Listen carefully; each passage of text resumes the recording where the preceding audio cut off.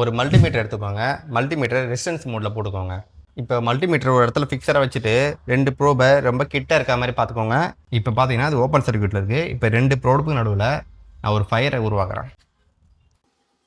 இப்போ பார்த்தீங்கன்னா அந்த நெருப்பு எரியும் போது இதில் வந்து பார்த்தீங்கன்னா கண்டக்டிவிட்டி ஏற்படுது. நெருப்பு எடுத்துகிட்டு திருப்பி ஓப்பன் சர்க்யூட் ஆகிடுச்சு. இதுலேருந்து என்ன தெரிய வருதுன்னா ஃபயர் வந்து ஒரு நல்ல கண்டக்டர். இந்த இடத்துல என்ன நடக்குதுன்னா ஃபயரில் இருக்கிற பிளாஸ்மா வந்து ஏர் மாலிகல்ஸை அயனைஸ் பண்ணி அந்த இடத்துல ஒரு கண்டக்டிவ் மெட்டீரியலை கிரியேட் பண்ணுது. அதனால தான் நான் நெருப்பை கிரியேட் பண்ணும்போது அந்த இடத்துல ஒரு கண்டக்டிவிட்டியும் கிரியேட் ஆயிடுச்சு. இதே எக்ஸ்பெரிமெண்ட்டில் தான் பவர் ஸ்டேஷனில் எலக்ட்ரிசிட்டி லீக்கேஜை செக் பண்ணுறதுக்காக கண்டுபிடிப்பாங்க. அது இல்லாமல் இதில் என்ன ஒரு பிரச்சனை இருக்குன்னா இந்த சேம் ஃபினாமினான் தான் எலக்ட்ரிக்கல் ஆக்சிடென்ட்டுக்கும் மிகப்பெரிய பிரச்சனை ஆகுது.